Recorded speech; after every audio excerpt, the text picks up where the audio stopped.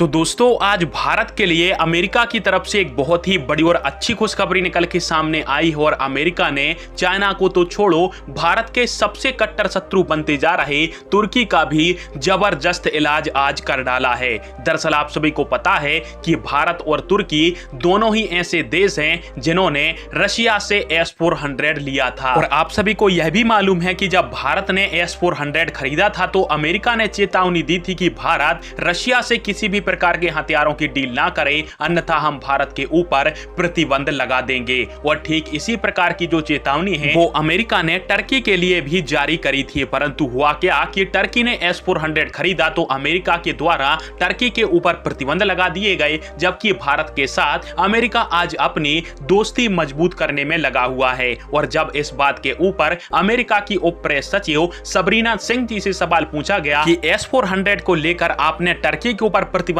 क्यों लगाए और भारत को छूट क्यों दे दी, तो उन्होंने कहा कि भारत और तुर्की की जो स्थिति है वो अलग अलग है। इस समय भारत के लिए सबसे बड़ा खतरा चीन बन के उभर रहा है और चीन से अपनी सीमाओं की सुरक्षा के लिए भारत को नए और एडवांस हथियारों की खरीदी की आवश्यकता थी, जिसके कारण से भारत ने रशिया से S-400 लिया। हालांकि हम इस बात को भी जानते हैं कि भारत धीरे धीरे करके रशिया से अपने हथियारों की निर्भरता को खत्म कर रहा है। या तो भारत आत्मनिर्भर बन रहा है या फिर दूसरे देशों से हथियार इंपोर्ट कर रहा है। हमारा एक ही मकसद था हमारे सहयोगी देशों से कि हम रशिया के हथियारों को अपने सहयोगी देशों तक ना पहुंचने दे। हालांकि हमने टर्की को पहले भी चेतावनी दी थी क्योंकि ये नाटो के मेंबर थे और इनके सामने चीन जैसा कोई बड़ा खतरा भी नहीं था, परंतु फिर भी टर्की के द्वारा S-400 खरीदा गया और तुर्की के ऐसा करने से नाटो की अहम जानकारियां रशिया अपने हथियारों के माध्यम से चुपचाप तरीके से चुरा भी सकता था और इसी कारण से तुर्की के ऊपर